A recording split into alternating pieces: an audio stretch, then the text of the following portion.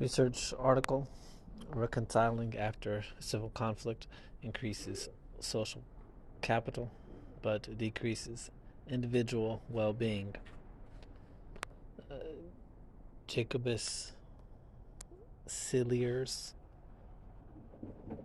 Oindrila Dube, Bilal Siddiqui.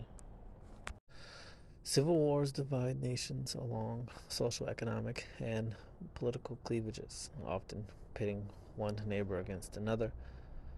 To restore social cohesion, many countries undertake truth and reconciliation efforts. We examined the consequences of one such effort in Sierra Leone, designed and implemented by a Sierra Leonean non-governmental organization called Fambul Talk. As a part of this effort, community-level forums are set up in which victims detail war atrocities and perpetrators confess to war crimes. We used random assignment to study its impact across 200 villages, drawing on data from 2,383 individuals. We found that reconciliation had both positive and negative consequences. It led to greater forgiveness of perpetrators and strengthened social capital. Social networks were larger, and people contributed more to public goods in treated villages. However, these benefits came at a substantial cost.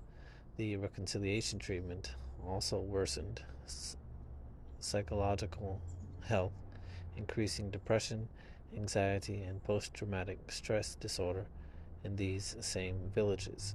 For a subset of villages, we measured outcomes both 9 months and 31 months after the intervention. These results show that the effects, both positive and negative, persisted into the longer time horizon. Our findings suggest that policymakers need to restructure reconciliation processes in ways that reduce their negative psychological costs while retaining their positive societal benefits. Most wars today are civil wars, which divide countries along ethnic, economic, and political cleavages. For example, the Hutus targeted the Tutsis during Rwanda's genocide in 1994, and illicit diamonds sustained Sierra Leone's civil war over 1991 to 2002, pitting one neighbor against another. Because conflicts like this sever social ties among individuals, their prevalence has spurred efforts to promote social cohesion and improve social capital as a part of post conflict recovery. Truth and reconciliation processes are a common approach used around the world to promote this type of rebuilding. These processes are founded on the idea that airing wartime grievances is the key to restoring social ties.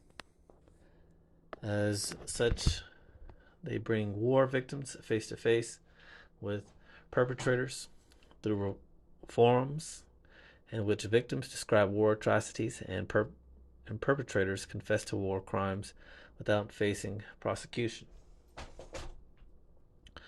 Proponents of this approach claim that reconciliation processes are highly effective, not just in rebuilding social capital and promoting societal healing, but also in providing psychological relief to participants, aiding individual healing. Yet we have little knowledge of whether and how reconciliation processes help communities heal from conflict.